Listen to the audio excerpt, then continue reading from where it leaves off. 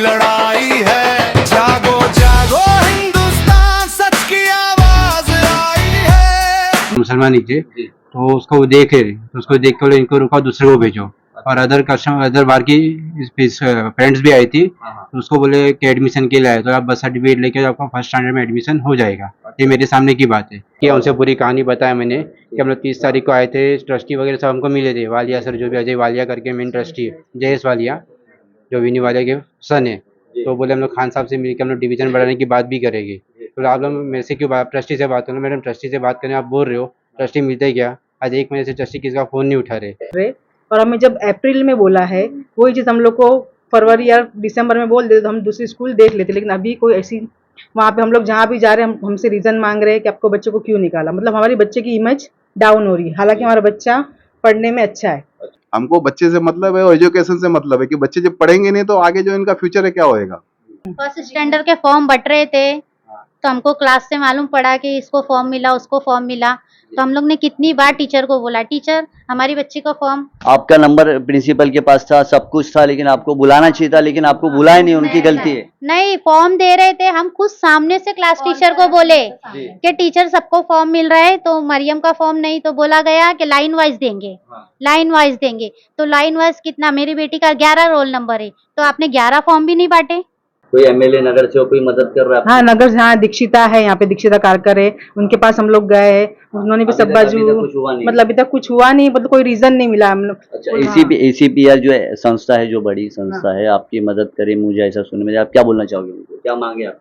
बस हम लोग ऐसा, बस हम लोग चाहते हैं कि हमारे बच्चों को एजुकेशन मिले, हमारा बच्चा पढ़े और उसी स्कूल में पढ़े, हमें दूसरी कोई स्कूल नहीं चाहिए। क्योंकि हम लोग अगर दूसरी स्कूल करनी होती तो हम लोग सीनियर जूनियर दूसरी स्कूल में कराते ना, ये स्कूल में क्यों कराते।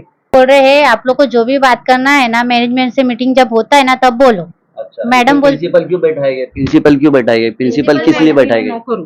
हाँ, प्रिंसिपल मैडम बोलते मैं खुद नौकर हूँ, अच्छा, तो मैं कुछ नहीं कर सकती, मतलब जो मुझे आगे से बोला जाएगा मैं भी वही करूंगी। मतलब वो ऐसे इशारे पे, ऐसा आपको लगता है कि वो इशारे पे मैनेजमेंट के काम कर रही है प्रिंसिपल? शायद वही हो सकता, जब प्रिंसिपल मैडम यही बोल रहे हैं कि मैं खुद नौकर हूँ करके, ऐसा बोल रहे हैं हम लोग को। तो मुंबई के बोरीवली पूर्व में शिक्षा व्यवस्था को लेकर एक बड़ा सवाल खड़ा हो गया है।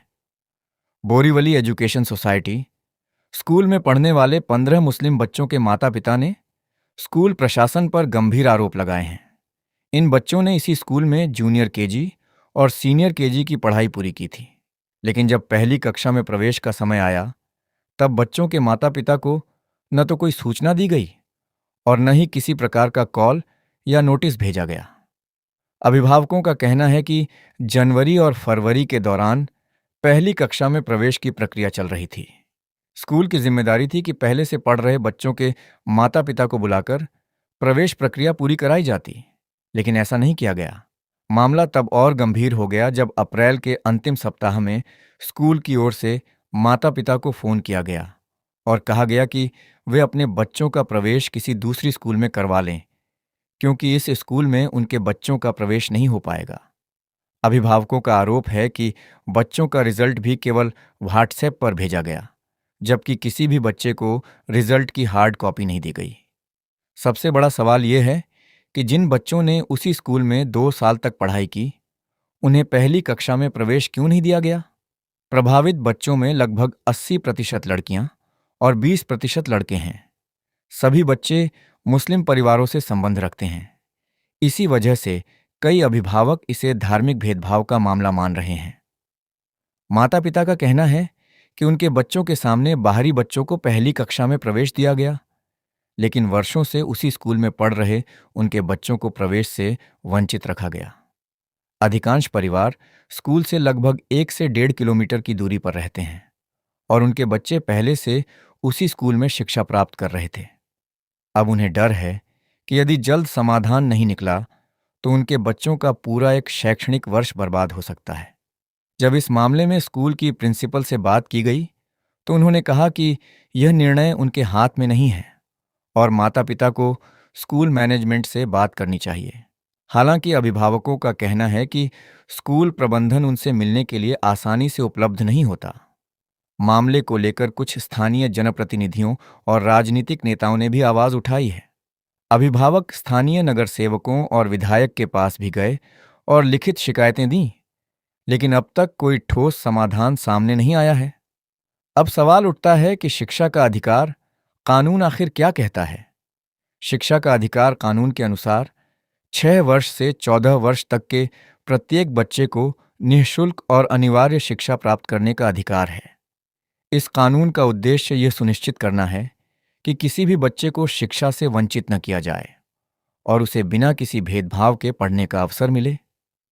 अभिभावकों का कहना है कि स्कूल का यह रवैया शिक्षा के अधिकार की भावना के खिलाफ है और जिन बच्चों ने जूनियर केजी और सीनियर केजी की पढ़ाई उसी स्कूल से पूरी की है, उन्हें पहली कक्षा में प्रवेश दिया जाना चाहिए।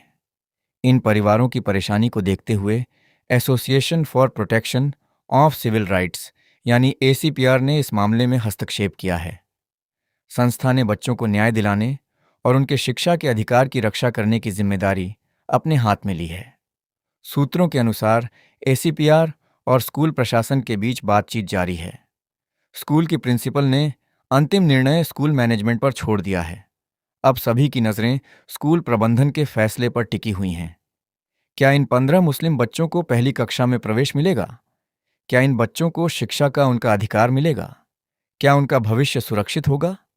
या फिर प्रवेश प्रक्रिया समाप्त होने के बाद उन्हें दूसरी स्कूलों के चक्कर लगाने पड़ेंगे? इन सभी सवालों का जवाब आने वाले दिनों में स्कूल प्रबंधन और शिक्षा विभाग की कार्रवाई से मिलेगा। रियल न्यूज़ ऑफ इंडिया से सैयद फानूस, कैमरामैन हाफिज के साथ, मुंबई से विशेष रिपोर्ट।